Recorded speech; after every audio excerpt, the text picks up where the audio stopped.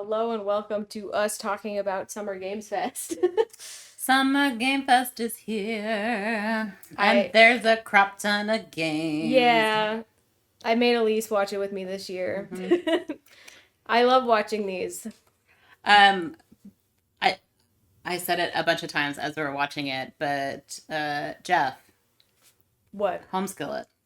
You need to put the names of the games up when you're showing the games. That would be handy, because taking notes was actually kind of difficult. I mean, I had to look up the Steam page. That was very helpful, because we're trying to write down what the games are. We're not, because they're also really short clips that they show. So I'm not going to remember all of them, because there was a lot. But even when they did show them at the end, I couldn't even read the whole title. It was like a split second, and I read super fast. Sometimes he would announce it ahead of time, right? But a lot of times I feel like they want to leave you in suspense, so maybe that's why they don't do it. But there wasn't any real big, like, ooh. But if there was, like, the Blumhouse stuff, they talked about it before. So, like, we got another thing was that we had two, basically, production companies show you what was in the works. And those, like, showed you a whole bunch at once. They were like, here's all of the games really, really fast that are in the works. But they didn't spend a lot of time on them. I do know that they end up spending a little more time on them in the Day of the Devs after Summer Games Fest. Some of them do. So there is that. If you watch the entire thing, which is Summer Games Fest, and then it's Day of the Devs, and then it's Devolver Digital's showcase, I think was after that, then you could see more of the games, because it was kind of like a rapid fire. Here's, I don't know, dude, there's like... Yeah, there's a lot of games. I have 4 pages worth of things here. But what do you think of this E3 event overall? This is definitely the year of the indies. Yeah. Because they're not... I mean, the first game that we'll talk about is a Lego game, but... other than that, I didn't feel like there was a lot of huge titles. There wasn't, and I think, I mean, they preface that in the beginning of the show when he basically says, like, it's been a hard year for game creators because a lot of studios are firing people. Like, massive. And closing studios. I'm looking at you, Xbox. And a bunch of, it's been like a disaster. Yeah. It's hard to get a job in gaming, and it's not, sustainable. And it's been a terrible year, and you keep hearing about layoffs constantly in the gaming news, and it's just depressing, so. And then they mentioned several times about games that were developed by one person. Yeah, there's a lot of those. Jeff brought up, like, the Steam charts and was like, these are the top games of last year, and... Top 10 games. Or of this year. I think it's starting this year. This year, yeah. And 8 of them out of the 10 are indie games. Mm-hmm. And a couple of them were single developers. So, in a kind of FU way, it was like, we don't really need big studios anymore. And so this whole showcase was about how indie games are flourishing, and people are publishing more indie games. We had 2 indie studio producers show up. Yeah. Well, they were kind of, I mean... I mentioned Blumhouse, and we'll get to that, or Blumhouse, whatever you pronounce it. They started off as an underdog for a long time, but then they have consistent, like, they do horror movies. And so... It's nice to see people who make a lot of money give back to other creatives. Yeah. It's really... We know the struggle, so... heartwarming to see that, actually. You wish that you had something like this when you were struggling, and so it's a nice way to give back. It made me cry. We do have some big titles, but I wouldn't say we had big titles. The Star Wars game is on here. Yeah, but they barely talk about it. They did. They just showed it. But... Because there's more showcases coming up. And they're saving their stuff all... Play together Jeff anymore. Jeff doesn't get anything anymore. There's no more E3, so people are not playing together. They want their own spotlight. This is the first year where E3 is officially dead. Do you think it will ever actually come back, or is it just too expensive for them to... I don't think it will. I think people like having their own little shows. I have a feeling eventually, especially with the turn of what's happening in game development, I think eventually those big companies will have to, like, buy their way into Summerfest type Summer deals. Games Fest. This Summer Games Fest, and honestly last Summer Games Fest, kind of feels like an indie showcase now. Mm-hmm. Which there is a lot of indie showcases already. There's like Guerrilla Collective, and we were gonna watch Wholesome Games after this. Yeah, but then there are like more 70 than 70 games. And we're like, oh gosh, we can't. I can't even remember the ones for the Summer Game Fest. I'll just post about them on savvygaming.net. I have a lot of work cut out for me there because I like watching these, and then I like writing down like stuff I'm excited for, and I wish them on Steam.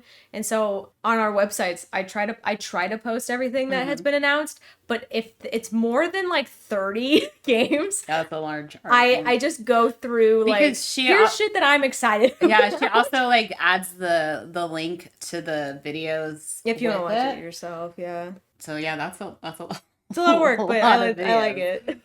But yeah, I like the way that you organize it. It makes it easy for me to like skip through. It's kind of like when people, when people don't put the freaking chapters in their YouTube videos. It's so easy to do. Please do it because it's so lazy. All of us that have like attention span disorders and it's to have me YouTube. Try to, it is because of YouTube.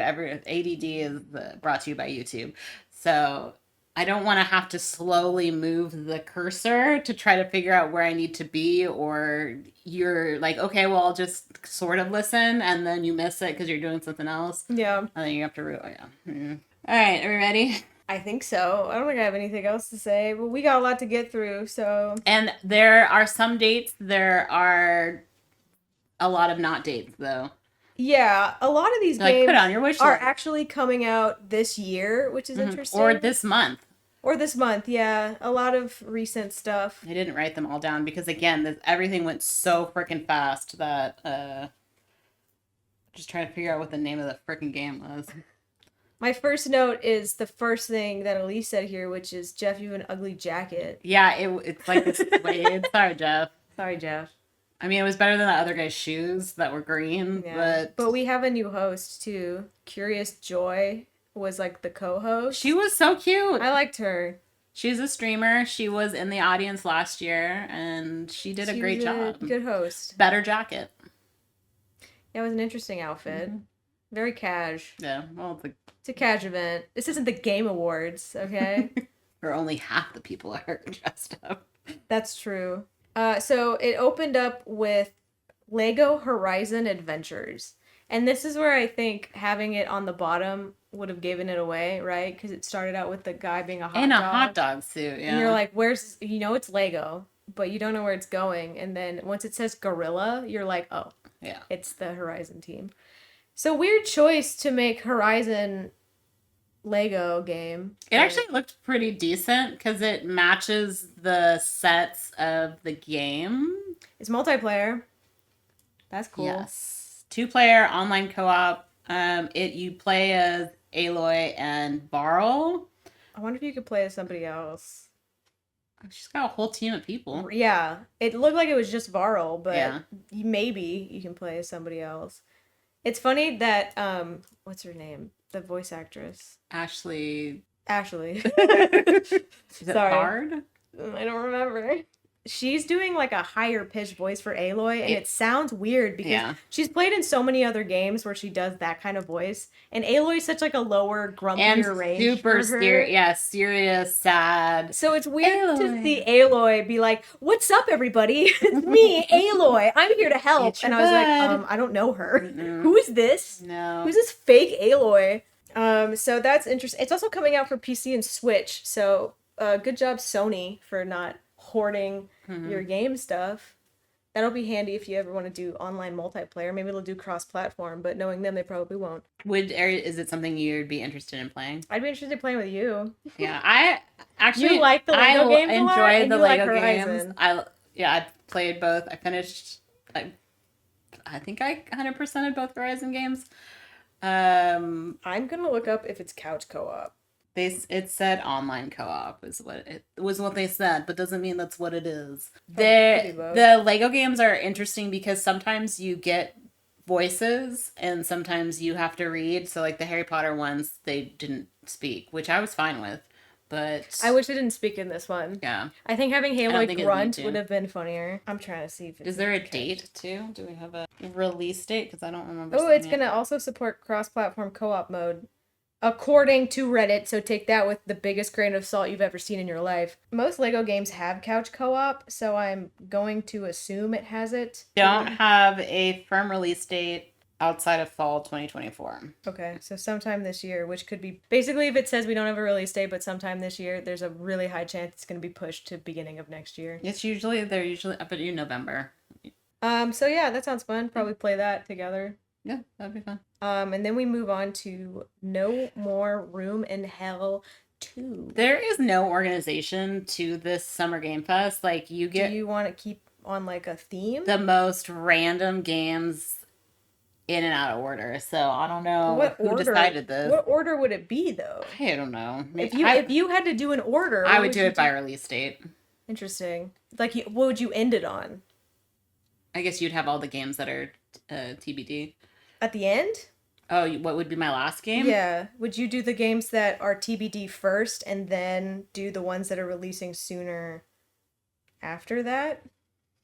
Yeah, because part of this is like putting games on your list, whether it's wishlisting games. Yeah. The whole point of these is to wishlist games, and then I love because I have like 500 games wishlist on my Steam account, and then I forget about them after these events, and then all of a sudden it'll be like, hey, this game's on sale. And I'm like, oh, no way. The game came out. They get you every time. That game came out already? Yeah. That's the best way to do it. How would you organize it? It's too chaotic. Thing? There's too much different types of games here that I don't think you'd be able to organize it. Because at least in E3, they had like studio. Sony, Xbox, PlayStation. They barely touched indie titles though back at E3. Unless it was a Microsoft purchased indie title. Yeah, so, and all of these showcases seems to be more indie titles now. So anyway. Yeah, the big studios have their own. We have No More Room in Hell 2, which is the second. It's based on a source mod. It's up to 8 players. I immediately thought of Alan Wake because it's flashlights. Yeah, every time she saw a flashlight, she's like, Alan Wake. And hey, I manifested that stuff. Because guess what else we saw? It's a horror game. Of course it's going to have flashlights. So it's cool because it drops you in to this, like, you know, horrific map with zombies, but you have to find your friends in the dark, and then you have to team up. So you're dropped in different areas of the map is what it seems like to survive. And I don't know much about the old source mod, but from what I've heard from people who did play it, it was very, very cool. So it is coming out Halloween of this year. Perfect. And but the Savvy plays more horror games than I do because I don't like them. They give me nightmares. It's funny. I have two modes. I play a lot of wholesome game farming sims, and then I also go play like the most horrific thing you've ever seen. I feel like you don't watch a lot of horror movies. No, I do. I watch horror movies, but you play horror games because they will give me. I have issues with jump scares. Is this something that you would be? This seems like something that I would definitely play with friends. I don't know if I'm gonna put it on the list, but I'm gonna wait for somebody to be like, hey, Savvy, you want to play this game? And that would be good. We talked about this a little bit with some other games, but like at a Halloween party, I think that would be. Well, it's online. You'd have to be different rooms. I guess everyone has their own. Maybe if you're separate from your friends and you want to do something together. A lot of people do that. You meet online to kill zombies. Okay, yeah. So that's No More Room in Hell 2. I probably will end up playing it at some point in the future. And then we move on to something completely different. It's the world of Harry Potter. We're doing Harry Potter Quidditch Champions. And it looks like it's Ginny Weasley amongst other people on her Quidditch team, but it doesn't look like the core 4, so... I think you're just playing... Are you playing as a Harry Potter character, or are you making your own? I don't know. I don't know. It just looks like they're playing Quidditch. Do you remember the Quidditch game on the PS2? No. We had a Quidditch game on the PS2, and it slapped. It was really a fun game. That one's coming out soon, actually. September 3rd. For consoles and PC. Love that. I am not, like, we obviously played Harry Potter games, like, from the jump with, like, the computer games and stuff like that, but... Yeah. I'm not really into Quidditch. I liked that Quidditch game and all, but I'm probably not gonna play this game. Yeah. Also, the art style is very cartoony. They went full, like, Fortnite art style with it. I can't. I'm looking at it right now and I can't really tell you if you play as a character you make or a character in the thing. There's not a lot here about it. This was the other thing that I guess we can just bring this up now that I asked you while we were watching is a lot of the trailers that we saw did not show gameplay, so it's kind of misleading in a lot of these of what this game actually looks like. And that is often disappointing to gamers where it's like you get sold this I like the trailers that it's just an animated like basically movie trailer. I like that and all, but you need to have gameplay because otherwise I don't know. Show me what I'm buying. I don't know what the game is. There's a lot of time where they'll be like, here's a concept of the story and you're like, okay, cool, but like what is this? An RTS? Is it an FPS? Is it a horror game? What is this? Yeah. Third person, first person? What are we doing here? Are we squatting up? Is it multiplayer? Is it not? I mean, even if your cutscenes are cinematic, like I need to see what the game actually looks like because there's a lot of types of games that I'm not into. I don't like to play, so I don't want to spend $60 to $80 now to play a game that's not. When it comes to these events, you do really have to hype responsibly because you have to know that even if you do see gameplay trailer, there's a very, very high chance that's not what's in the game. Yeah. You basically should never buy games on day one anymore. You should always wait and see what especially when the patch comes out on day one too. Other things. Like not only did I just get this game, but there's already a patch. Perhaps wait for like the first DLC to come out because then you know that they at least patched enough of the game that they feel comfortable releasing a DLC. I miss Game of the Year editions. I did too. All at once. They still do it sometimes, but not enough. And also, I've become quite the sucker of buying games at launch, and I hate myself for that. Well, it's good to support, especially indies, because it's like pre-ordering a book where it's super important to authors because they could get dropped from their contracts if they don't have enough pre-orders. And it's kind of the same thing for games. Wishlisting a game, though, is enough a lot of the time. If you just wishlist it, it shows interest. It shows interest to like Steam and Epic and all that stuff, so that way they'll be bumped more up to the top. So maybe if you don't want to buy day one, all you gotta do is just wishlist it. Yeah. And say, I want the potential of this. And see what happens. It looks like for this game, people who have PlayStation Plus are getting it on day one. The Quidditch game, by the way. The PlayStation Plus for like premium, probably? It says truetrophies.com, so we'll see. If I keep my PlayStation Plus. You're gonna get rid of games have been stupid. That's another tangent for another day. On to the next. Cuffbust. Which was, again, I don't know what the gameplay actually looks like. So this is like definitely a multiplayer goofy prison. This is up to 20 players, and this was one of the one that was made. It's from the guy who made Choo Choo Charles, if you know what that is. His name is Gavin. An evil train. And it was great. It was not the train, but the guy that made it. Gavin the Train. Yeah. I remember Choo Choo Charles. That was such a goofy game. And so he's going extra goof this time with Cuffbust. I just wrote the name Gavin because of Red Dead, right? Oh my god. You can't anyone named Gavin is just ruined for you. It's 2-Star Games, this is company. And it looks like this game is getting released next year. It's probably gonna be only on computer. I don't know for sure. Oh, I think you said mobile. No. It's not on mobile. Oh, it like popped up at that. Maybe that was a different. But yeah, you're playing as these like mice or koala. We could not agree. They're called Jalians, so they're aliens, and they're in a jail, and they're trying to escape. And you and like 20 other Jalians are just gonna find a way to escape and I guess smoke weed together. And cherry bomb toilets. It's very goofy. It's very different vibe than like Choo Choo Charles. I think it's just brighter. But yeah, interesting. This is another one that I was like, I have a feeling there could be a chance that somebody's like, hey, let's play this multiplayer game together. And that's when I'm going to play that game. There's that. That's Cuffbust. You're busting out your cuffs, I'm guessing. Okay. I think it should have been called Jalians because that's funny. That is funny. But whatever. I'm not here to tell you how to live your life, Gavin. Then we talk a little bit about Star Wars Outlaws, which I'm very hyped for. That's coming out in August 30th of this year, and that's the first open world Star Wars game, and I'm pretty excited about it. It looked. You said the newer Jedi games. It reminded you. It reminded me look. of them. It reminded me a little different. Of what? I don't know. It just didn't quite look the same. It wasn't the same look. Hopefully, she's not floating in the air like the freaking Cal. It is a lady that you play as, so right? Yeah, it is. But she's got a cool hairstyle. I just like bangs. Yeah. I don't know what to tell you. I hate foreheads. I don't like to see them. Or 5 heads. Yeah, or 6 heads, really. Anyway, it was basically like a teaser for it. It was like it's all stuff we've seen before. It was because you already know that this is coming out. Yeah. So it was basically like, check out Ubisoft Direct on Monday to see more of this game. So it was just an ad for the Ubisoft Direct on Monday. I'm gonna keep going on tangents, guys. Sorry, YouTube has made mush my brain. I'm so mad. It was really hard for us to determine what was actually being shown as Summerfest game versus ads. I understand Jeff has to pay for this show.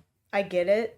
And he does go through a couple things like really fast, like when he has to do the ad for like MasterCard and all that. He's like, and DoorDash and TikTok. Okay, we're good. Okay, cool. But like, I wrote down some of the ads because I was like, it's still a game. Yeah. But I can't the game's already out. If it's an ad. So we might accidentally talk about ads, not sponsored. So after that quick ad for Ubisoft Direct on Monday, we got an actual game trailer for Neva. Yes. Which is from the developers of Greece, if you remember. I thought it was pronounced Gris. Apparently it's Greece. I didn't know. Gris? Gris? Gris, yeah. Greece? No, Greece, yeah. He said Greece. I believe Jeff. And it is a there's a character named Alba, and I put Alba and the Wolf Comfy Game.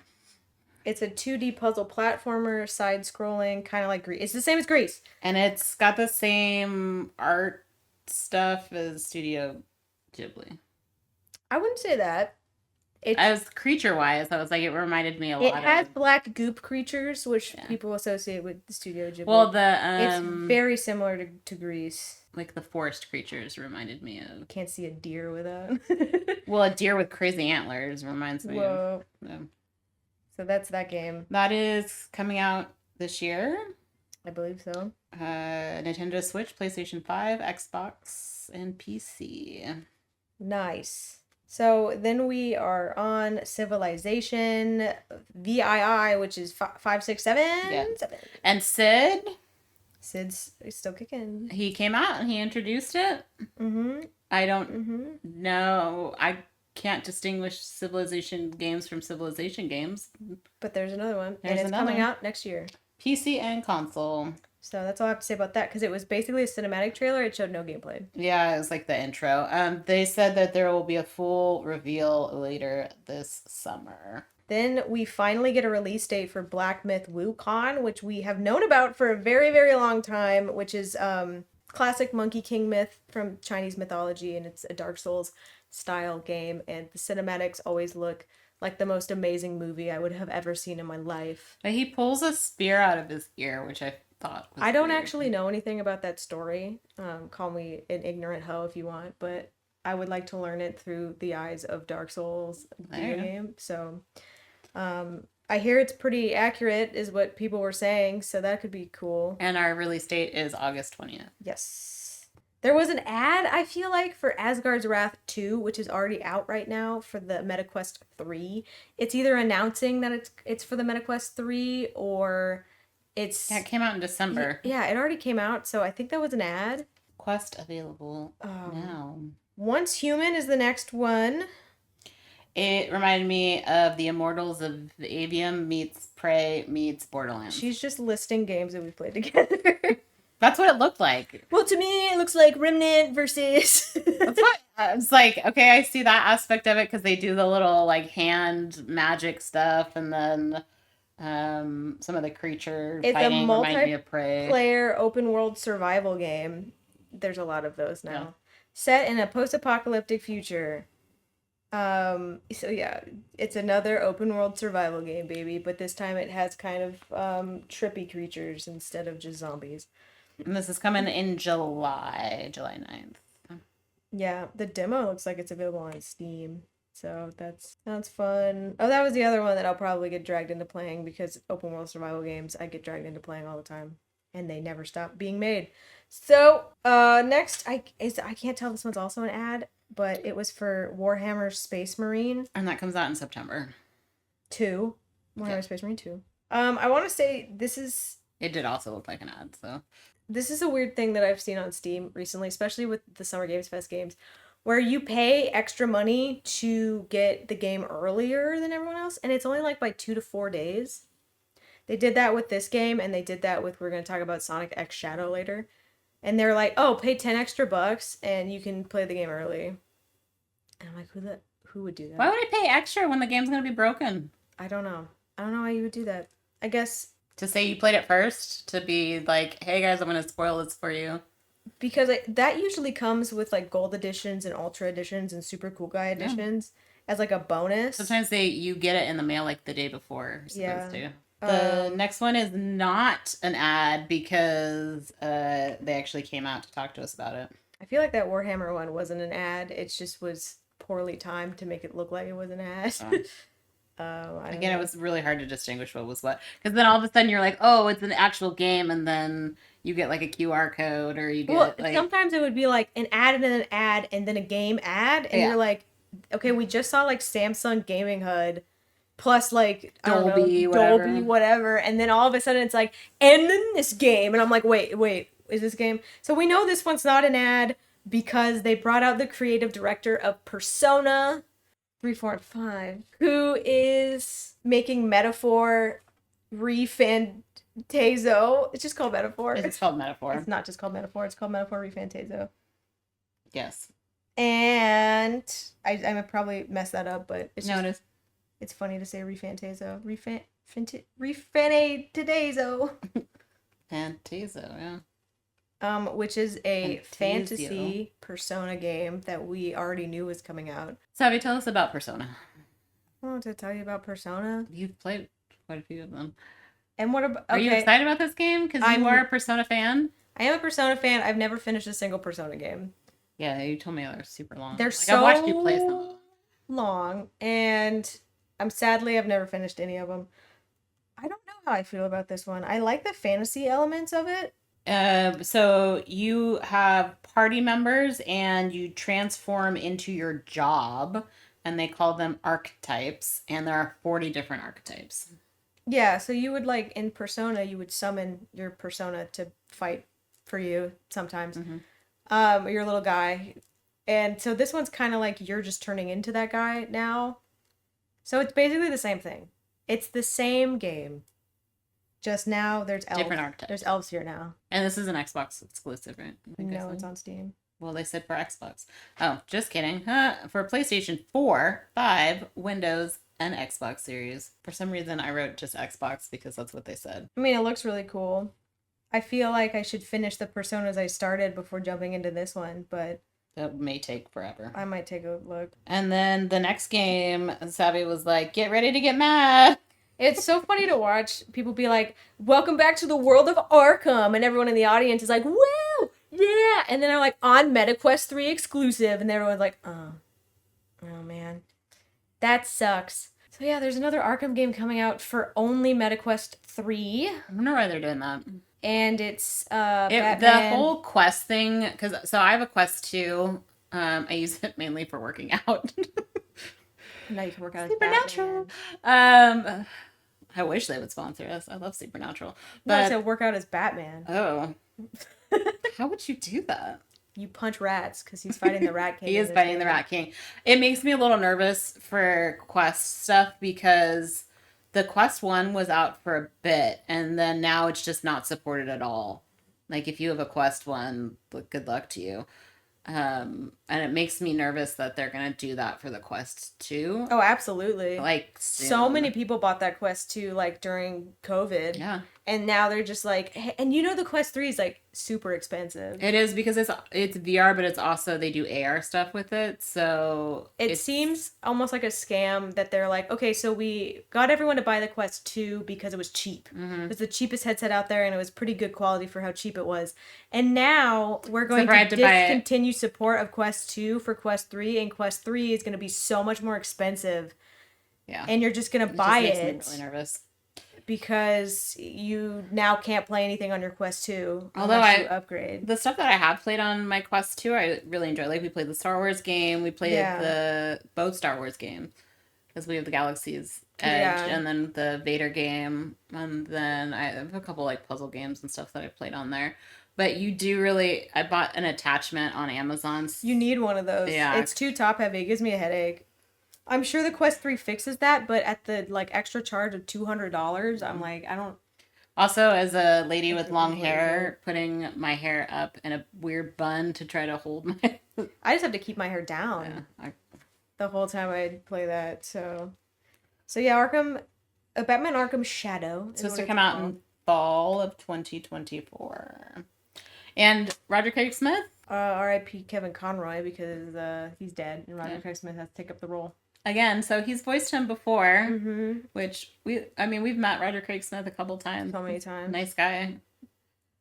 Are you jealous, guys? Did we name drop appropriately? Yeah, we've met him. Kind of weird, but he's a nice guy. Say yes to the dress, right?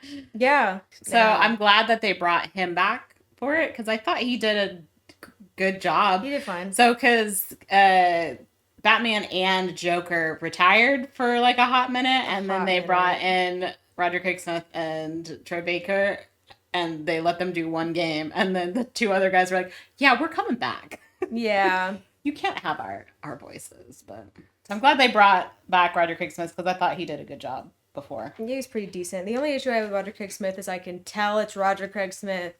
I've heard him so many times. I'm like, he voices everything. It's him, which, you know, from like truck ads to that just happens when you consume a lot of these types of media, and then you're like, oh, I know it's this person now. Did we ever find out what the next game was actually called?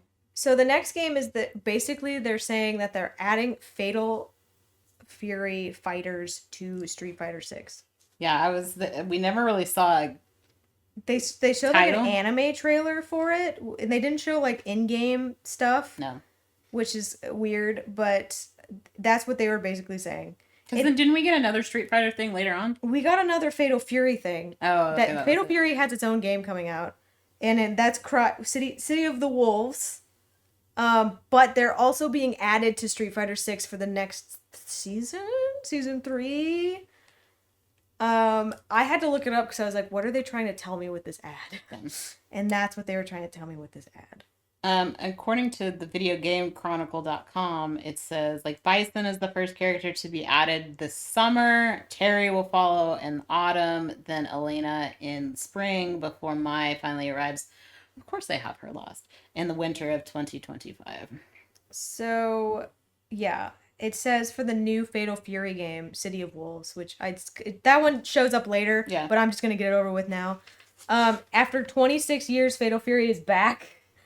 It's been 26 years. They're getting their own fighting game on top of being in somebody else's fighting game, which is very funny to me. So that happened. Now we move on to Tears of Metal.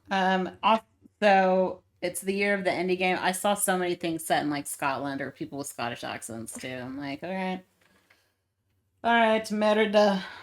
I put it's a Scots fighting game. It's a hack and slash co-op roguelike. So that's a lot of terms there, but I like the art style, to be honest. Yeah, it looked interesting. It's got a really neat art style. It says to be announced. TBD. So or TBA. Don't know. But yeah, it looks interesting. I don't like that one of the tags is difficult. But hey, each their own. And then we have a Dragon Ball game. Dragon Ball Sparking Zero. Got a release date. October 11th. So there you go. On all platforms. Okay, it's the same. It's not a Xenoverse. It's like a Budokai type thing game. It's your Dragon Ball game. Recapping the events probably of, I don't know, are we at Super now when it comes to the games? I know nothing about Dragon Ball, so... So yeah, that's coming out soon. And then we have, it's a free-to-play game. It's called Delta Force Hawk Ops. And it's like Black Hawk Down. They said that they have a Black Hawk Down, like, storyline. Yeah, at first it kind of seemed like a DLC, because they also came out and talked about it. It seemed like a DLC, but the game's not even out yet. But then the thing that they showed us was definitely Black Hawk Down. They said it was Black Hawk Down. They said it's like shot for shot. I don't know, you're just playing Black Hawk Down. But this is a free-to-play, like, FPS game. So, it says coming soon. I don't have a release date for that one either. I did not. But upcoming PC alpha test in July. IGN says no. Don't trust them. Then we have Battle Crush, which I thought was just a phone game ad. RIP to Battle Crush. This is the one you said on mobile too. It's also on mobile. This is coming out June 27th, and I said it looked cute, and there's a blue-haired girl. There is a 30-player action brawl genre game. It's an isometric. It's like cartoony. Top-down, cartoony, another hack and slash type thing. It looks like it's coming out in early access, so in 2 weeks. I am skeptical of everything that comes out in early access. I don't know what else to tell you about that. Anyway, we see Mecha BREAK next. Which I was like, oh, Transformers. And then I said like Gundam. And then it wasn't even those. It was Mecha BREAK, which is its own thing. It's coming in August. And really, they just showed us a bunch of concept art. Yeah. Which makes me nervous for anything that's not. I mean, they showed some gameplay. Yeah. They showed some. They were just like, look how cool our robots are. Don't you want to play as these robots? Mecha BREAK. Those mechas are sure gonna break. Then we saw the Blum house. Okay, yeah. So Blum house decided to fund a bunch of horror indie games. Blumhouse. Blumhouse? It's not Blum, it's Blum. It's like Steve Blum doesn't have an E, but that's how you say it, and then it's Blumhouse. So they brought out the Blum guy. The Blum guy. His last name. That's his last name. And they went through 6 different titles. We tried to write them down so fast. So we don't have... He also announced that they are working on Five Nights at Freddy's 2. I don't know. Yes. I feel like that has already been announced, but yeah, it did really well. Confirmed. We don't know that much about it. The previews for these were really, really short. They're definitely horror games. Some looked interesting to me. I don't play horror games, but I was like, okay, I'd play some of those. But I can't tell you what is what. Okay. We spent all that time trying to write down the actual titles. And they don't show you. They were literally like 15 seconds each. So they've done a lot of horror movies. They said that they wanted to like have a bunch on the docket before they announce stuff, which is smart. So we don't have release dates. The first one that is going to be released is called Feared the Spotlight, and that one is coming out September 15th. Yeah, and that says released September 15th, 2023. I think it was released and then it got more funding and then they're re-releasing it is what I'm assuming happened here. But it's like a PS1. Will be re-released on PC and released on console. It's a PS1 style, like in the vein of Silent Hill and Resident Evil, where you're in a school and your friend goes missing and that kind of thing. And it looks pretty cool.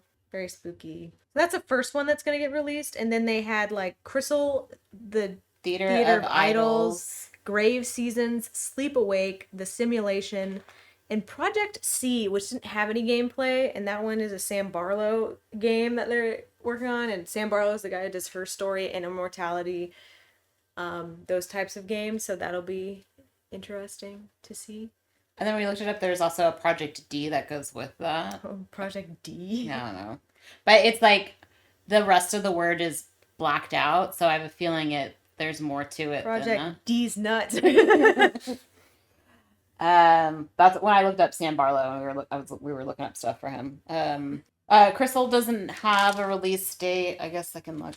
But for most of them, we didn't see. They showed like a very quick trailer for them. Sleep Awake from Corey Davis, Spec Ops: The Line, and Robin Fink from 9 Inch Nails. Comes a first-person psychedelic horror set in the far future. Okay, so that's Sleep Awake. I guess I could read these descriptions because nobody else is going to do that. Yeah. You guys ready for a really long podcast about all of these games? These, and honestly, like all 6 of them, well, we didn't even see anything about Project C, but all 5. The only thing we know is that it's Sam Barlow. Yeah. I had to look up because I was like, that name sounds familiar. They looked interesting. Again, I'm not really into the horror gaming because it gives me nightmares, but I'm going back to Sleep Away because I'm already on that one. Okay. In the last known city on Earth, people are disappearing in their sleep. Those who remain exist in a crisis of reckless experiments to keep awake. Kaja must navigate depraved death cults, otherworldly forces, and the ever-present horror of the Hush to save herself and those who rely upon her. Sounds cool. The Hush is like there's that one Buffy the Vampire episode where they were all quiet. They couldn't speak. That was like one of the best Buffy episodes. The Simulation is the one where he's a game dev and he's like, I'm a game dev. I don't know why they want me to solve this murder. A never-before-seen horror game is the only evidence found at a crime scene. As a retired game designer hired to investigate the case, you find a hidden mode that plunges you into a rabbit hole of unknown as more obscure games are covered, cross the fourth wall of their worlds, and delve deep into terrifying truths that transcend their own reality. From developer Play Me Studio. So that was also in development. Grave Seasons is the farming one, I think. By developer Perfect Garbage. A charming pixelated farming and town simulation game where amidst all the relationship building and crop harvesting, players must figure out which of the townsfolk is the supernatural serial killer, uncover the hidden secrets of Ashen Ridge, find a way to stay one step ahead of the murderer, and maybe save the next victim. That's nice, you know? You're trying to save the town. Crystal Theater of Idols is by Vermilla Studios and dive into a unique first-person horror adventure where folklore and religion intertwine in a nightmarish version of Spain. Players will navigate a world steeped in eerie legend and sacred rituals, facing terrifying statues of saints that have come to life. In a desperate fight for survival, players must sacrifice their own blood to use as ammunition against the horrors that lurk around. That looked like Silent Hill a little bit. I guess I'll read about Fear the Spotlight since it's coming out. The developers Cozy Game Pals, which is very funny because that wasn't even the Farming Sim one. A creepy love letter to classic 90s teen horror stories. Fear the Spotlight is designed for a modern audience. Seek into a school after hours with Vivian and Amy, survive a seance gone wrong, solve technical puzzles, and uncover the disturbing mystery behind a school tragedy decades before. And whatever you do, sail the spotlight. Sail the spotlight. Fear the spotlight. Come one with the spotlight. So Project C, the only thing we know, we didn't see any pictures from it. No, there's like Project C. It says it's an ambitious game from the minds of Sam Barlow and Brandon Cronenberg from Processor and Infinity Pool. Is that a show, movie thing? I guess I'm wrong. Prepare to have your mind broken by Half Mermaid's most twisted vision yet. That's his studio, by the way. Not actually Half Mermaid. That's his studio. As Sam Barlow's, I'm pretty sure. Half Mermaid? Half what? Isn't a Half Mermaid already half something? Quarter Mermaid? A quarter mermaid. You should make a quarter mermaid studio just to compete with him. That would be very funny. So those are the games. Full Mermaid. Because then you'd come first alphabetically. And it's very nice that Blumhouse did so well with They were really enthusiastic about it too. They were like Freddy's. Really into it. So they were like, well, let's support indie titles. Yeah. Very nice. Then we move on to Go Power Rangers. Mighty Morphin Power Rangers. Rita's Rewind.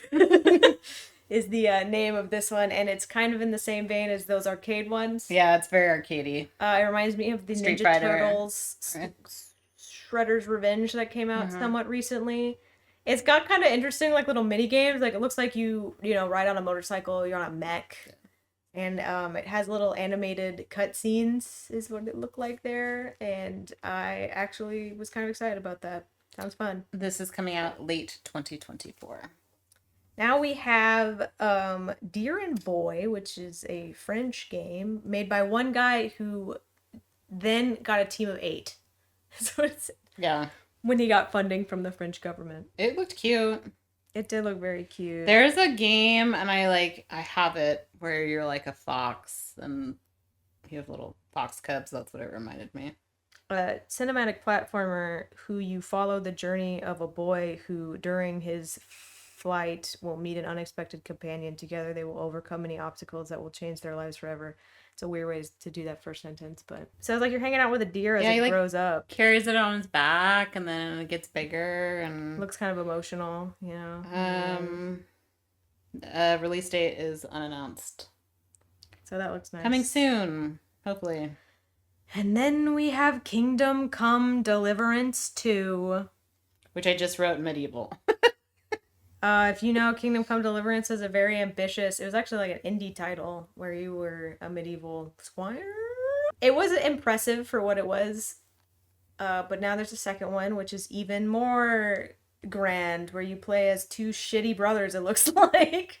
Or are you hunting the shitty brothers? I can't tell. Yeah, I don't know. There was just a bunch of what's the fighting plot? In a castle, and then was this the one where you were shooting arrows on horseback? Yes. Or was that one of the It's first person. And a thrilling story-driven action RPG with a rich open world set in 15th century medieval Europe. Experience the ultimate medieval adventure through the eyes of young Henry. Okay, so I think you are one of the brothers. As you embark on a journey of epic proportion. It's supposed to come out this year, but I don't have a specific date for you. Or maybe you're not one of the brothers. I don't know. It looks like an expensive game. Yeah, it does. I'm glad they made a lot of money off of their first one. You know, I think it's pronounced Eurojank. When it's kind of a mean thing to say, but I have to say about the Europeans, when they make a game, they're ambitious about it. Yeah. So next is Slitterhead. Is that already out? I don't know. Is it? So it's to be announced. It's not out. November 8th, 2024 on PC via Steam with Epic Games Store, PlayStation 4, 5, Xbox Series X and S. So yeah, this is the Silent Hill guy. Yes. What kind of guy from Silent Hill? What did he do on Silent Hill? The creator? I think it was I don't know. Silent Hill's creator next game, according to Reddit. Okay, so he's making a game where you're like a parasite and you're going into other beings. And if you've ever seen that anime Parasite the Maxim, that's kind of what it is. You jump from thing to thing. Or it's like a puzzle game too. But you're also fighting the parasite creatures. Yeah. So I'm not 100% sure what you're doing in this game. Is it a puzzle game? Is it a fighting game? I don't know. Yes. But either way, it's gory as hell. Mm-hmm. Player discretion is advised. If you don't want to see a dog freaking explode because it had a parasite in it, then maybe don't. Yeah, it looked kind of gross. It's very gory. And then we go from that to Killer Beans. Which doesn't look like a bean. Just gonna say it. I mean, it only looks like a bean from the back. Yeah. It's got the slit down, so it gives it a butt crack. It kind of looks like Mr. Potato Head until you see his back, which looks like a butt. So that's how you know it's a bean. Early it's access. A rogue assassin coffee bean. That's a coffee bean? He says he's a coffee bean. In what world? From Killer Bean Studios. I think they would know. Oh, it also said what the guy worked on The Matrix. Because you were like, oh, this is very much. Well, you know how many kids out there had played GTA and then on the playground they're like, I'm going to make the next GTA game. You watch. That's what it seems like to me. But no, he worked on movies. But he did though. You know what? Most kids don't follow through. This kid definitely followed through and made his own. It was single developer. Mm-hmm. Single developer guy who decided to make his own GTA where you're a killer coffee bean and make fun of the whole genre. And it looks kind of fun. Not gonna lie. It looks funny. It looks funny. It looks goofy. Early access this summer. And then the Game Bakers came out. Oh, Cairn. That's a game about climbing a mountain. They are also French. And I kind of felt bad because this is the Cairn climbing a mountain survival game is coming out next year. Yeah, 2025 for PC via Steam and consoles. It was inspired by one of the developers. Her dad went to go climb K2 and only half of his crew made it. Yeah, that's... And then the other developer that was up there with her was it's a game of basically you in the mountain. Yeah, you watch this lady climb this mountain and then pitch a hissy fit. And then fall. And then fall and stuff. There's a game that came out that was very similar to this one recently. Juicent? And that's about climbing a really tall thing too. It's like a puzzle game. And I feel like this happens a lot where you're working on something and then somebody else comes out with a game that's like the same idea and you guys movies weren't and even stuff, talking to each other. It's like the Outer Worlds and the Outer Wilds came out around the same time, and that's very confusing. They weren't very similar, but they had the same name, so it was very confusing. And I know they talked to the Outer Wilds people, and they were like, "Did you know about this?" And they're like, "No." That's just unfortunate timing. Yeah, it happens all the time. It's a real bummer. Same books, like similar books come out, similar movies come out, and oftentimes they don't even like talk to each other. So, but I love passion projects. Cairn looks like a passion project. The next one was really cute. This one actually looked interesting. I would probably play this one. What was weird about this one, so it's called Wanderstop, and it's from the creators of Stanley Parable, which, as you know, is like a walking sim, first-person goofy like game with twists in it. They decided to make like a farming sim simulation game, like where you work at a coffee shop, and sometimes that's so different than the type of stuff that they normally make. So I'm very curious. One, I want to see what this twist is, because they're supposed to be really good at twists.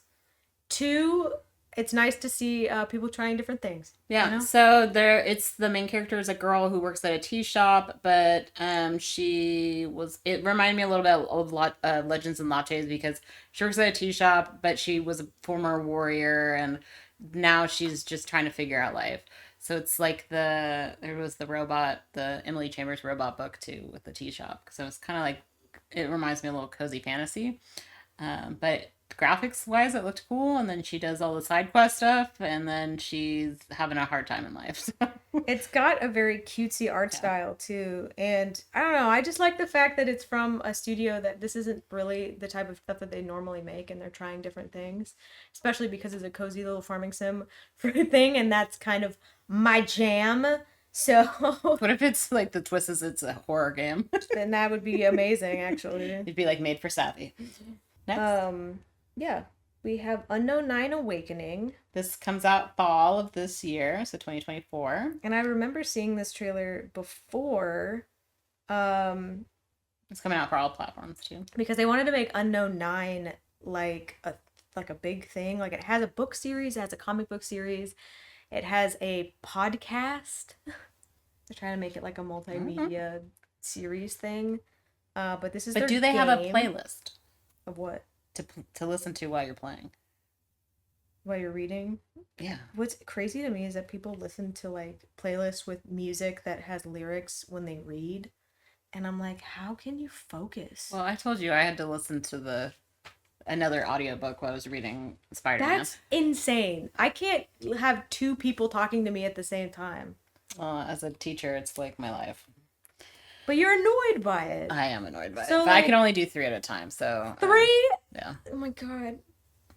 It's just if I'm like having a TV show on while I'm playing a game, the game has to be muted. And if both things are talking to me and then somebody comes into my office and is like, "Hey, Savvy, let's talk about this," my brain feels like it's going to explode. Oh no, my brain is definitely broken, but it's just, you get used to it after a while. And this looked interesting. You play as a lady and you like throw your spirit at things. There are these 9 spirits. A quester. Quaestor. Yeah, Quester. Quester, born with the ability to venture into a mysterious dimension, the Fold. On her quest for powerful hidden knowledge, she must learn to master the powers of the Fold to fight a secret society with a hostile agenda. So there are the Unknown 9. There are these 9 people that have. This is all in the preview that we saw, or whatever it's called that we saw. There's the 9 that have survived and are now immortal, but then they're messing everything up for everyone else like normal. And so Damn immortals. That's what you're trying to fight. But she does this kind of the same thing where her spirit like leaves her body to like attack things or to go in other things, and then not gonna lie, when I saw this game I was like, this is the type of game that we would play together. Yeah, it's definitely put it on the list. It's definitely a game we would play on Saturdays, so it looks cool. I'd be down to play that. Then we move on to this one. Was strange because it came off right after the ad, so we were like, is this another ad? I need Jeff Keighley or what's her name, Curious Joy to come up and be like, So we have this game coming out, you know, because other than that, I'm going to be like, oh, it came right after an ad. It's another ad. But no, it's called Enotria, The Last Song. It's a Souls-like set in a beautiful sunlit world inspired by Italian folklore where the brightest sun casts the darkest shadow. It's a thing about masks. This is the mask game. Wear unique role-altering masks, face formidable foes, and alter reality with the power of Adorn to unravel the secrets of Enotria. I can't wait to be wrong about how to pronounce this game. It's coming out September 19th, and there was like a king guy who had a mustache. The mask thing is cool. Yeah, and then he like pulled his face off and put it on his. I think that it looks kind of neat. But they do look like the like Italian like masks, the carnival masks kind of deal. There's a demo on Steam right now. I like that they're taking the Souls-like genre, because obviously they're doing this with the Monkey King too. And they're just like, what if we take folklore from this culture and we just turn it into a Souls game? Yeah.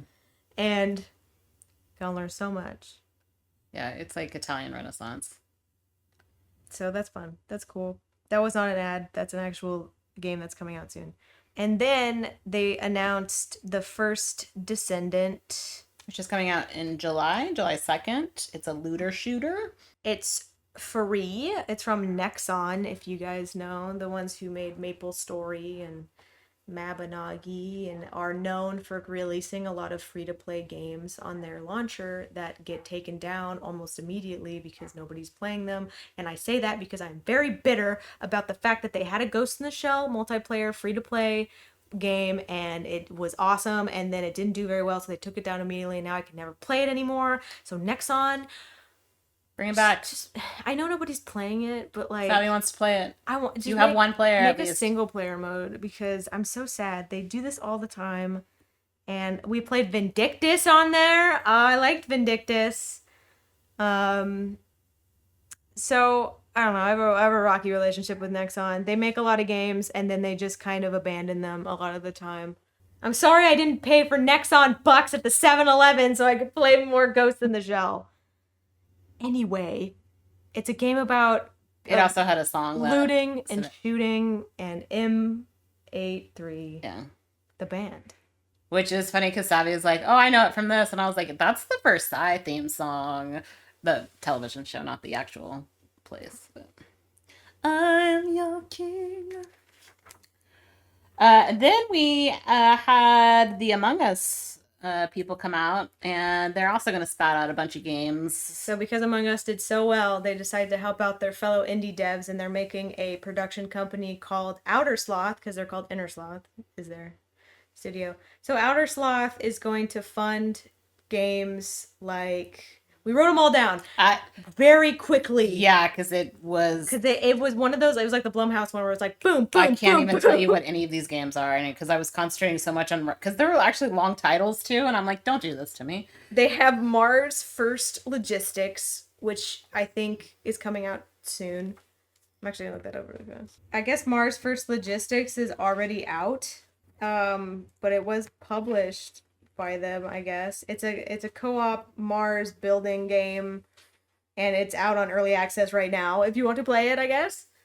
They also announced that they're helping fund Battlesuit Aces, Mossfield Archives, One Button Bosses, Rogue Eclipse, and Project DOSA is the games that they are currently working on. Again, can't tell you what any of those games are because I was trying to write down the title. Funny is, so one of the games that they're producing is called Battlesuit Aces, but one of the games that actually gets talked about is a game called Battle Aces, which is a RTS game that's free on Steam right now, and it's a different game. So that's embarrassing.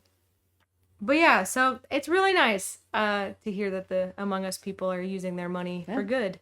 And helping other developers out. Helping other devs out, which is just heartwarming to see. When everyone gets fired, we give someone else a job. There's also going to be a Among Us TV show, and thank God it's animated. We did see a little clip for that.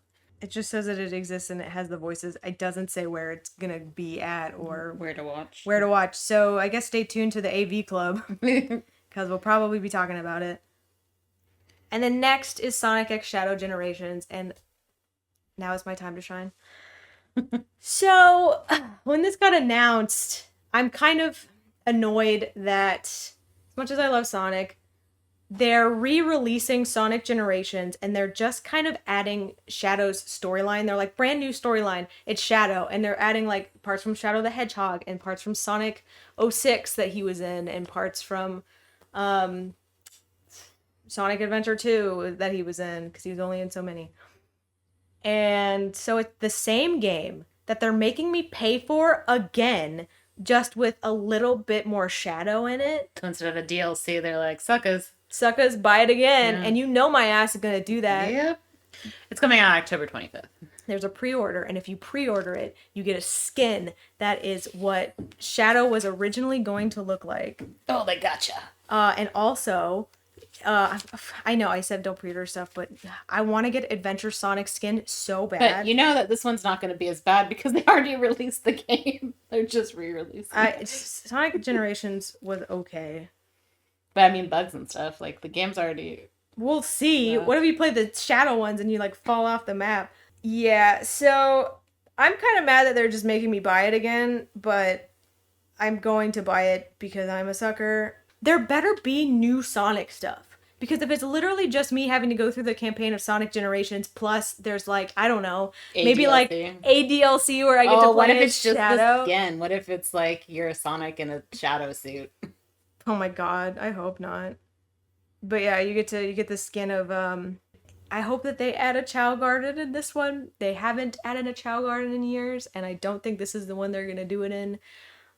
Anyway, it got a release date. It's coming out October 25th. October 25th. And then Jeff brought up that there is going to be the movie that comes out December 20th. Oh. Which I didn't Sonic 3? Yes. I didn't think that there was a release date, but there is. It's December 20th. Okay, so then This is funny. we talk about Dune Awakening, which I wasn't going to play Dune Awakening because I don't really care that much about Dune. I have not seen Dune 2 because I thought that Dune 1 was so boring. I've read the first Dune book. It's just, I mean, sci-fi is just political theater, but... Sci-fi is the same shit as fantasy because they say, like, this MMO, it's an MMO, by the way, is about, like, what if none of the events of Dune happened and you're the protagonist now? And I'm like, sign me up. That sounds amazing. And what if you don't know anything about Dune and none of this happened and you just don't care? And none of this happened and you just don't care. And I was like, that sounds exactly me. What were you saying, though? Because you're like... Well, because, like, this has made me... I'd be like, I hate sci-fi. Because this guy was literally like, what if the Ufa Farkenlock did not happen? What if Ugandagen did not exist? What if the Flurglesnakes didn't attack us? He was doing this, and then she actually got one of the names right, though, which I was like... And I was like, oh, yeah, what if? I mean, what if that happened? That would be amazing. Like, I hate sci-fi. This stuff is so goofy. So when is this even coming out? Because I didn't even see a date. I actually kind of want to play this because I like the idea. It looked cool, like where gameplay comes into. As much as I don't want to play like an MMO, it's an open world survival MMO, so like, yikes. It doesn't look like there's a release date. I might actually play this. I don't know anything about Dune, but it seems like I don't need to. You don't need to because none of the events happen, so because I'm the protagonist now, bitches. Take that spice. Now I have a thing up my nose and I'm in the sand. You are the sand. I am the sand. Spice. There's worms, I think. Yes. Right? Yeah. Yeah. The sand worms, yeah. Yeah, so that happened. Dune Awakening, and then we talk about Battle Aces, which is the RTS game. Apparently very beginner-friendly RTS game. The guy presenting, very matter-of-fact. I kind of appreciated that. In and out. Liked it. So the finals is getting a season 3, which is another, like, online FPS it's coming out June 13th. So it's a free FPS spend money on our game. You get to go to Kyoto in, like, 15 something or other. Apparently it's one where you, like, are in a at a game show tournament type of situation. So yeah, you're going to Kyoto. That's all that was about. And then Sam Lake from Alan Wake fame comes out. He danced out on the stage, and then Savvy had to show me the video from. Yeah, because they were like from like performer from the Game Awards because he did that number at the last one. He's like, this is the only way they get me to come on stage. He's announcing that there are going to be physical editions of Alan Wake 2 because right now it's digital only. But Collection and deluxe editions this fall. You get it through limited run. And I have beef with limited run. I'm sorry I have beef with everything. It's collector's edition. I'm a negative person, I guess. And it's because I bought 3 collector's editions from limited run before, and it took them like 3 years to give it to me. So by the time I got it, I was like, I don't even remember buying this. It's just odd to me that because a lot of the games that I play, the collector's edition comes out when the game comes out, and to have a game out for like a year. Limited run is different because they re-release games. Yeah. On like that are digital only, like that's their shtick. Yeah. Or older titles that didn't get a current release. Like I bought Jack X, that Jack and Daxter racing game, for PS4 physical edition from Limited Run. It's not the game we hate. I didn't play it before, so. I've done that before where I bought limited run physical copies of digital games for specific consoles, but then my ass just buys them on PC anyway, so it's really pointless.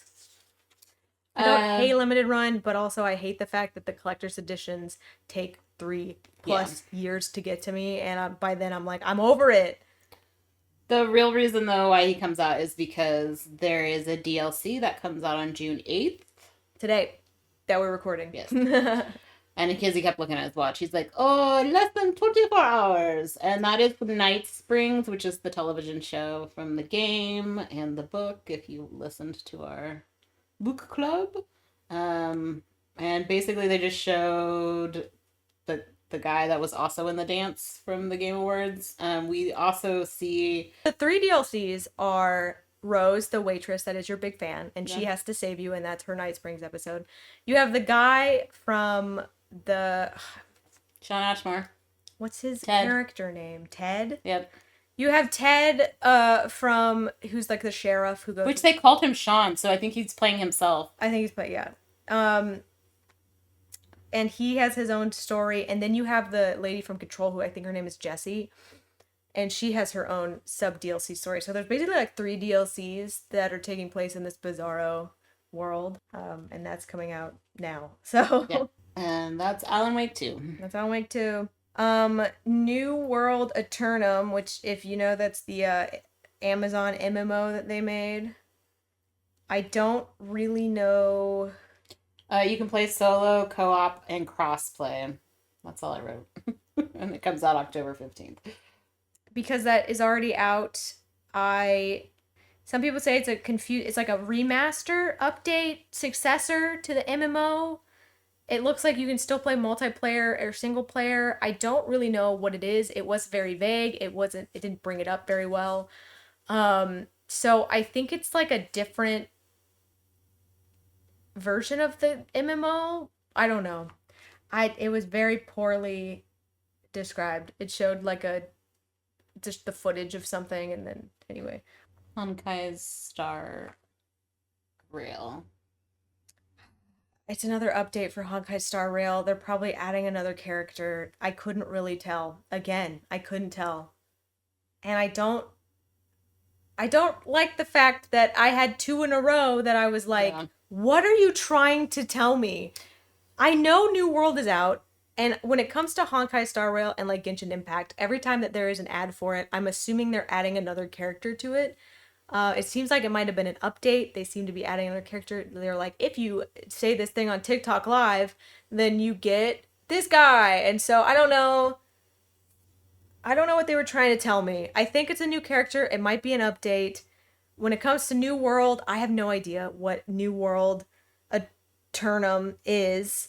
And they were very vague and weird about it. But then we move on to Dark and Darker. It's like a medieval puzzle game where you kill skeletons. It's on Steam and it's free. But I think it's already out. It's right? already out, and it has very negative reviews right now because it does say that it's free, but everyone in the comments of Steam are saying that it's really only a demo. Then we have Kunitsu-gami, Path of the Goddess, which comes out July 19th. It's an action strategy game. Again, there's so many games I don't remember. Single player Kagura action strategy game. Tower defense is one of the tags. It looks very chaotic. Hyper Light Breaker is the next one. It's coming out summer. It's an upcoming roguelike video game developed by Heart Machine and published by Arc Games. It is a successor to Hyper Light Drifter, which came in 2016. You control a breaker who ventures into the overgrowth to defeat the Abyss King. Yeah, it's gonna come out in early access, it looks like, and on Steam. Yeah. It has co-op and all that, so that'll be fun. Party Animals, you said, was already out, right? Yeah, okay. Another thing that happened. They showed Party Animals, and I was like, Party Animals already exists. So is this telling me that there's an update to Party Animals? Or something like that? Are they adding new stuff? I cannot tell. Yeah, Party Animals came out in September. So, is it coming to console? Because a lot of these were like, hey, this is coming to console now. But it's another one of those that I couldn't tell what they were trying to tell me because I knew Party Animals already existed. So, I don't know. It's an ad for a game that's already out. Did we get bamboozled again? What do you mean? That it was an ad? Maybe it was an ad. Maybe it was straight up just an ad for Party Animals. And then we have a really weird one. So they had... This was really weird. I thought it was funny. I don't know this game, but you're in an office building and there's this guy with this like puffy jacket without any arms. Like the jacket doesn't have arms. Why do you hate the Marty McFly look? He's inside an office building. He just came out. Anyway, it's MCorp, and if you know, MCorp is from Skate. So it doesn't tell you that though. The first ad is like MCorp being like, we're not hiding anything. We're being a very good company. And then a guy like fires someone, and he's like, "Oh, that's his dad." And then it ends, and then it cuts to Jeff, who's like, okay, anyway, here's a trailer for Skate. And it turns out MCorp is from Skate, if you knew that already. But if you didn't know that, then you'd be like, oh, what the hell was that? Because it says go to like mcorp.com or something. Yeah. But it turns out it's an ad for Skate. And what they... MCorp has like vacated the city, so it's just an open so everyone city can where just you skate.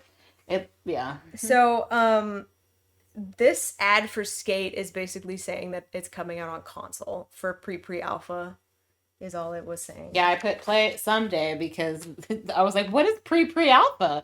It's not even done yet. And then we have an update to Palworld. There's a new island. There's new island, new bosses, new pals. For Xbox, and it comes out June 26th. New servers for Xbox exclusively, and it's coming out soon. So, because I 100%ed it, I'm about to lose that. Oh, hate that. And then I put some Valorant posturing, because they're basically just talking about how great Valorant is, and it's coming to console. Yes. June 14th is the beta to get in there. And if you don't know what Valorant is, it looks like a bunch of other games. It's a shooter. Overwatch. Yeah. It's a multiplayer. You know what Valorant is. I don't have to tell you. There's a Squad Busters app ad that took up a long time that had a bunch of celebrities in it. Oh, you wrote that down? It took up so much time. It's got Christina Ricci, it's got Hemsworth, it's got a bunch of other people, and it's got Brad Thor, for those of you that know who he is. I don't know who that is. He's from the Squad Busters ad, I think. He is now. Which is like, it was such a long ad that I was like, is this... I've seen that ad several times, and usually I think just skip past it, but it was so long. It's like a movie. Because you see them, and then they have to help the guy poop on the toilet, and then they have like somebody else has knockoffs like for him. Having themed ads, right? You want to do game ads for the gaming convention. Well, they paid those people crap ton of money. So.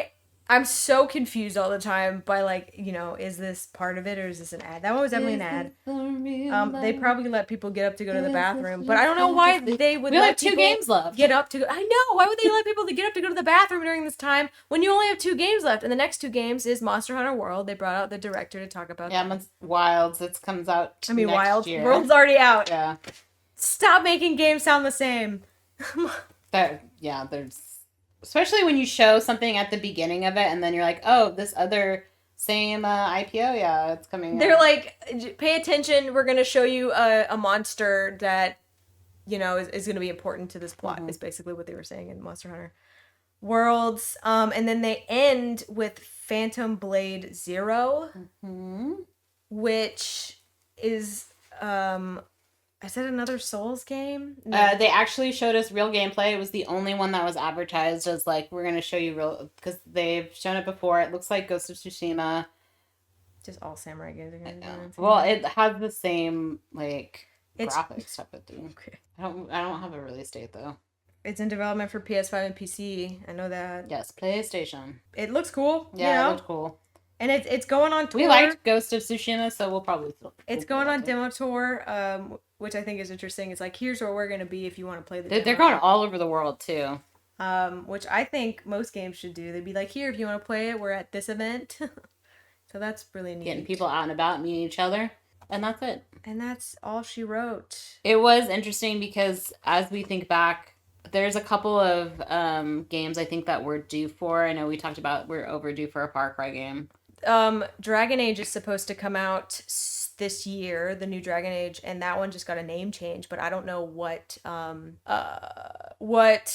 direct is going to showcase that. Like, does EA have its own direct? Probably at some point. I don't know when though. Yeah. And then on top of that, like Kingdom Hearts 4 was supposed to come out this year, and there's nothing about that. Is there going to be a Square Enix event happening soon? Well, all this stuff's so you said PlayStation already had theirs, and it was kind of lame. Oh yeah, you had all the. There was nothing that I was really like, oh, I'm so glad that's coming out. Yeah, so it's kind of. It's not a year for big stuff, but like it's a year for the indies. But I have a feeling like because I heard that a lot of games are coming out this year, like last year, Yeah. For those where they're like, oh, this big title's coming out this year, but I'm not hearing when it's. So I'm assuming it's just getting delayed until next year, or since every single company has its own like showcase direct thing, they're just gonna announce it at those, I guess. Because Assassin's Creed's coming out, I think this fall, right? Usually November. And that just got shadow dropped. That wasn't even during an announcement. It was just the last game also didn't get a lot of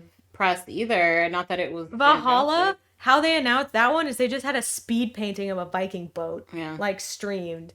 So they don't even care anymore. They're just doing whatever. There's no they know people will buy it anyways. But there's no big grand like this is my presentation. Get excited for my game anymore. I don't even know how they're gonna do because Mirage was such a it was a DLC. It was just a long DLC. Nobody ever talked about it really. It was very disappointing. I finished it, but thanks to Savvy, she bought it for me. But because it's $60, $70, something like that for as short as that game is versus Valhalla is freaking forever long.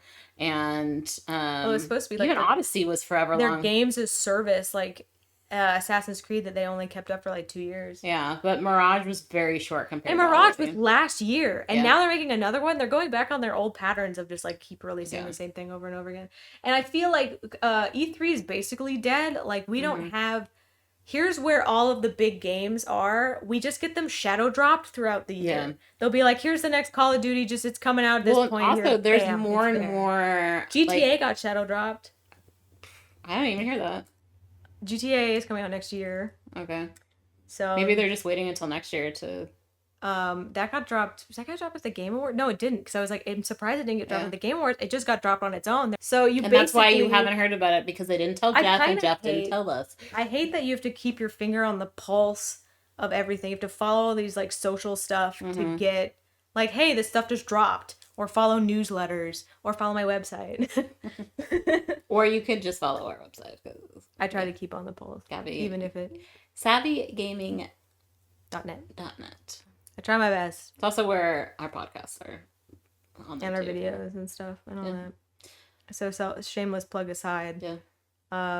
There's no like main event that'll show you all of the games you want to see. They're all spread out. It's all chaotic. You're watching 4+ hour showcases. It's the division. It's the political witch hunt of are you an Xboxer, a PCer, or a PlayStation person? Because the console wars are back. You just go on to like other people's websites that say everything from this showcase. Yeah. So you don't have to watch 4 hours of these things anymore. They also go so freaking fast. Out of all of the games that we just talked about, what is the thing that you're most excited for? Let me look at my big notes. I have 4 pages of notes back and forth just of the names. There's so many of them. I mean, I'm really excited for Star Wars Outlaws. Yeah, that looks fun. I'm pretty excited for Sonic X Shadow, even though I just said that, they're making me buy that game again. Wanderstop, the Stanley Parable Wanderstop looked good, yeah. I'm excited for that one. You're excited for all the horror games that I will not be The horror games do look pretty cool. I'm pretty excited about that. I actually think Deer and Boy looks really cute, mainly because I'm a big fan of deer. They're my favorite. I just hope it's not sad. Those games are always sad. They're going to kill the deer and you're going to be like, what the hell's the point? I was really excited about the Alan Wake DLC because I liked Alan Wake 2. I'll play Horizon Lego, and I'm glad that it's a game that we actually can play together, too. There needs to be more 2-player games. I mean, we do play games together, we just switch off, especially when we die or get frustrated, but there are some games that, like, because we play all the Borderlands, and those are multiplayer, and it's kind of nice when you play together. Mm-hmm. I'll probably play the Palworld update. Other than that, maybe some of the Dark Souls games, but that's, like, a huge maybe. Because I don't like getting frustrated. This thing that bothers me about those games, I feel like I'm going on so many tangents. Here's about me. Is that I like the aesthetic of those games a lot. Yeah. They're usually really cool. And the bosses are cool and the stuff's cool. But I am never I want to get frustrated at this game. I want to prove myself. I want to play on hard mode. I want to do skill stuff. I will go play on easy mode for whatever game because I'm like, I don't want to suffer. What's the point? Who am I trying to prove this to? God? Like, I'm the only one in this room. Your blood pressure? Can I master this? Yeah. Those games are a big old maybe. Because it's true, the more you play them, the better you get. The better you get, the easier the game is. The further you get in the game, the more OP you are, and the better the game is because you're strong. And then you go back and you play a game from... But starting those games... How hard those games used to be. Unleashes the, 12-year-old gamer rage in me. Where I'm like, why am I doing this? Why am I even here? Why am I suffering? For what? Why are we here? Just to suffer? So to game is to pain. I don't like the gatekeepiness of those games specifically. So yeah, it was an interesting summer game. So it's very indie. It went so fast. Centric. It went very fast. I feel like it was hard. I need the title. And it may not be you. That may just be the game developers. But whoever is running this program needs to put the titles on there because, especially when you have so many games. There was a lot in the after show with the Day of the Devs, which I do like to watch. And those had a lot of fun indie games too, and that went more into depth also. It's a big indie showcase. This was an indie showcase. Yes, for sure. This was not a AAA showcase. If you want AAA showcases, you're going to have to stay tuned for the specifically AAA studio ones, like the Xbox one on Sunday and the Ubisoft one on Monday. And whenever the hell the other ones decide to happen... I don't know. I have to keep up to date. It's a lot. When's Nintendo? They had one recently, a direct. Oh. They just have one throughout the year whenever they feel like it. And it's chaos. Own schedule. It's chaos out there. It used to be just like, oh, it's E3 weekend. I can just sit and watch a conference and I get the gist of what's going to happen this year and next year. And now I'm like, oh, they just dropped that the new Assassin's Creed's coming out at the end of the year. They just dropped this, and I'm like, I can't keep up. I try my best to keep up, but I'm just one person. So I'm sorry if I can't keep up with everything all the time. I just wait, because we get Gamefly, and so it pops when I go into Gamefly to put stuff up there. Like, oh, this new game's coming out. I'm like, oh, okay, I'll put that on the list. I follow so many newsletters, so it's just me going through my emails and being like, oh, this is coming out. This is coming out. And so I just try my best. I do like to get hyped about games, though. That's why I like these weekends where they're like, look at all the new shiny games. And I'm like, oh, I like the new shiny games, even though I probably won't buy them at release, and I'll wait until all their DLCs come out and they move on to the game and then I buy it. Or you're like, I remember watching the thing of that game. Did it come out? And you're like, no, it got pushed another year, but we're not talking about it. Yeah. Or like, I heard about this game. It's nice to see gameplay finally. Yes. That happens a lot. Yeah, I do like these. I like these presentations. I just wish they were more organized. They should be all within if they're not going to do it together on the same stage, they should all be the same weekend, I feel like. They are. Yeah. This weekend is a lot. Because before we did that where it was like Xbox was in the morning, Sony was in the afternoon versus like different days. I don't know if they're using the same theater, which I don't think they are. They were using, a lot of them were like online. Yeah, a lot of them are just online, which is easier for them to make, I think. Yeah, because they don't have to pay out hire a whole crew. Theater, yeah. So thank you for listening to us rant. Yes. And hopefully you got something out of it and let us know how you feel about these games. Yeah, what are you excited for? And yeah, we might do this again when the next Summer Games Fest happens. We'll see. Toodles.